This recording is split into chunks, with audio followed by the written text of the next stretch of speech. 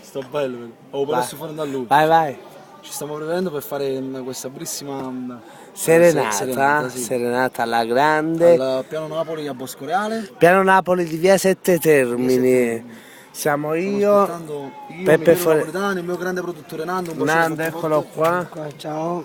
Stiamo aspettando per che esibirsi. stanno montando Sta un macello di persone, guardate, stanno arravutando sempre alla grande.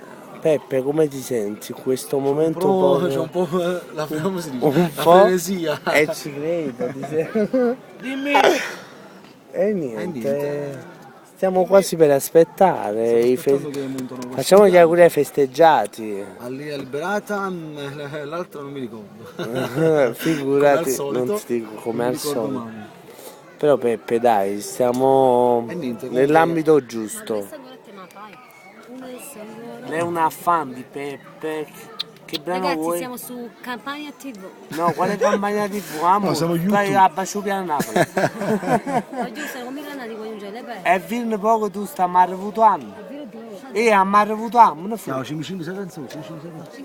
Amore, Faccio tutti speciali. amo, a me te quale ti piace? Mi piace tutto. Tutto di Peppe. Lui è Lorenzo. Ciao ragazzi, stiamo facendo compagnia ai nostri amici, al mio amico artista, anzi mio fratello Peppe Forestiero per Bravo. questa serenata.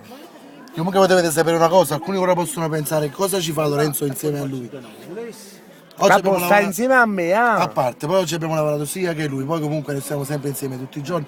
E perché no, faccio compagnia a lui perché oltre alla vita artistica esiste sempre un'amicizia che bisogna sempre portare avanti e bisogna sempre coltivare. Infatti. E non bisogna mai avere rivalità. Questo è un appello in generale Mai. per tutti i cantanti. È inutile che c'è la rivalità, perché quando uno è buono si scarta a pista. Ciao, aggiungo!